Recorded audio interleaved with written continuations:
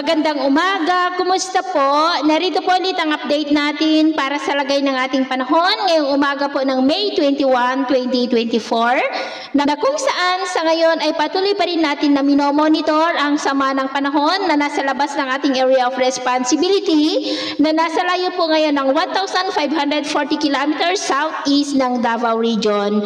Bukas po ng hapon, ang sirkulasyon po niyan ay posibleng makapasok na dito sa ating area of responsibility. At pagsapit ng Huwebes ng madaling araw ay posibleng nandito na sa loob ng ating area of responsibility ang sentro po nito. At kung hindi malulusaw, ay may posibilidad na lalakas yan sa susunod na mga araw na siyang hahatak sa southwesterly wind o yung tinatawag po natin na unang bugso ng habagat. At next week po o hanggang sa first week ng June ay posibleng patungo na tayo sa transition period ng tag-ulan season o yung habagat season. Samantala, sa ngayon ay easterlies pa rin naman ang dominanteng hangin na umiihip po dito sa ating bansa.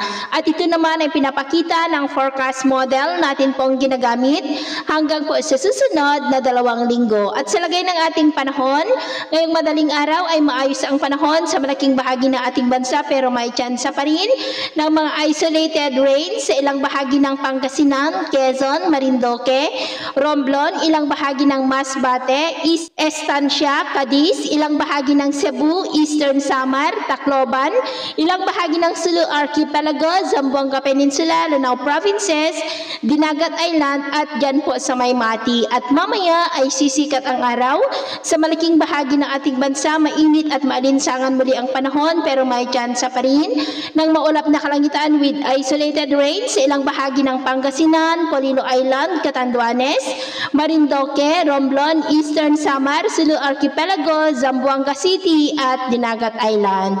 At mamayang hapon, posible ulit ang mas mataas na tsansa ng maulap na kalangitan na may mga pulo-pulong pag-ulan sa ilang bahagi po ng ating bansa. Kaya kung lalabas tayo sa ating mga tahanan, ay ugaliin po natin lagi ang magdala ng kahit anong panangga natin sa init ng araw at proteksyon na rin po sa mga biglaang buhos ng ulan.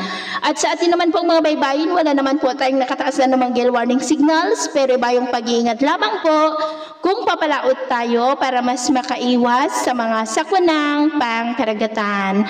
So, yun po ang latest update natin sa araw na ito. At ako po muli si James na nagsasabing sa kahit anong pagsubok po na darating sa ating buhay, huwag na huwag po tayong mawawalan ng pag-asa. Thank you and God bless!